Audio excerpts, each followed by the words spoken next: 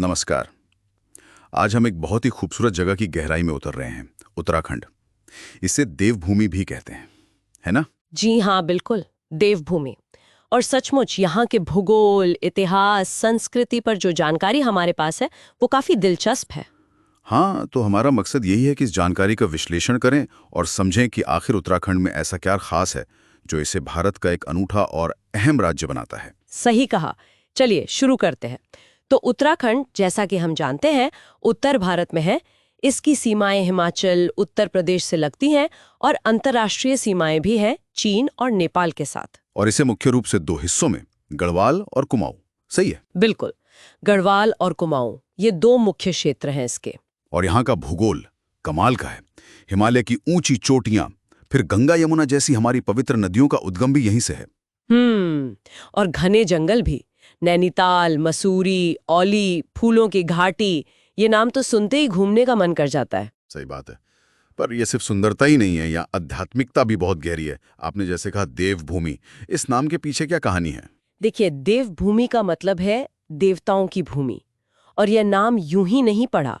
यहाँ हिंदुओं के 4 बहुत महत्वपूर्ण धाम हैं: बद्रीनाथ, केदारनाथ, गंगोत्री, यमुनोत्री। 4 धाम यात्रा। जी, 4 धाम यात्रा। लेकिन दिलचस्प बात यह है, जैसा आपने भूगोल का जिक्र किया, यहाँ के ये ऊंचे पहाड़, गहरी घाटियां, नदियां, ये सिर्फ नज़ारे नहीं हैं।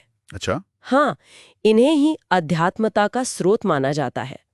मतलब यहाँ के वातावरण में ही एक खास तरह की शांति, एक दिव्यता महसूस होती है। भूगोल और अध्यात्मता यहाँ बहुत गहराई से जुड़े हुए हैं। समझ गया। मतलब प्रकृति और आस्था का संगम है ये।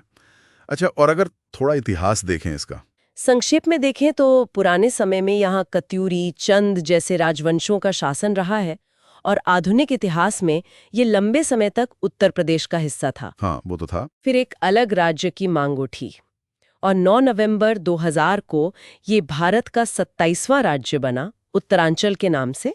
बाद में उत्तराखंड हुआ। अच्छा, तो इस पृष्ठभूमि से एक अलग संस्कृति भी उभरी होगी।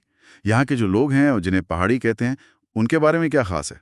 वे आमतौर पर अपनी गर्मजोशी, सादगी और मेहनत के लिए जाने जाते हैं। और उनकी संस्कृति, वो उनकी जमीन से, उनके पहाड़ों से जुड़ी हुई है।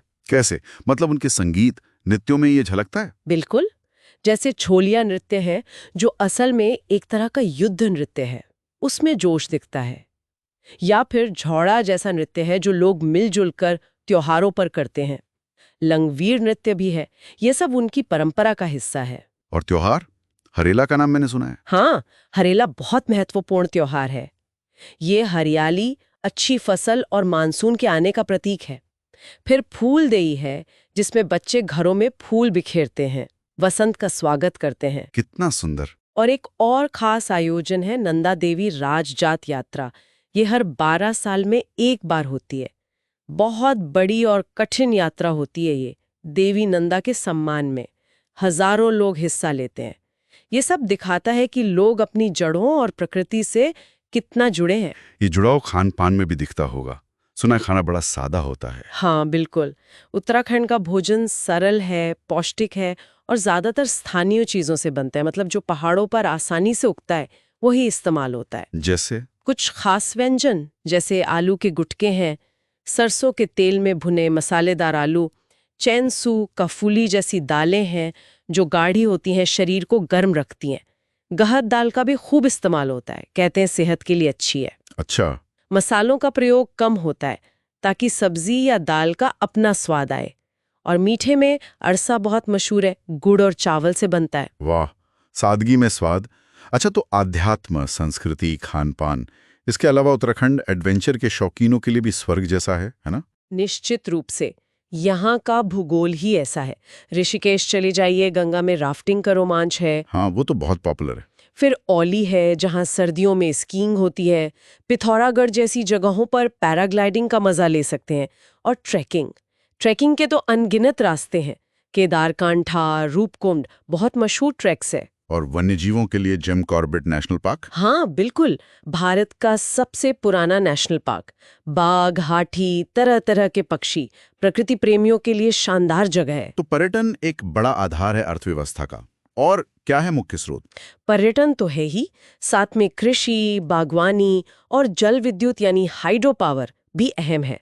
आजकल इको टूरिज्म पर काफी जोर है, मतलब ऐसा पर्यटन जिससे पर्यावरण को नुकसान न हो। ये तो जरूरी भी है। जी, और साथ ही जैविक खेती को भी बढ़ावा दिया जा रहा है। देहरादून, हरिद्वार जैसे शहर अब शिक्षा और छोटे उद्योगों के केंद्र के रूप में भी उभर रहे हैं। तो कोशिश यही है कि विकास और पर्यावरण संरक्षण में एक संतुलन बना रहे। ये संतुलन बहुत जरूरी है, खासकर हिमालयी क्षेत्र के लिए।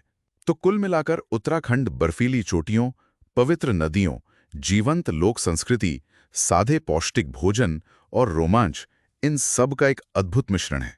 बिल्कुल सही।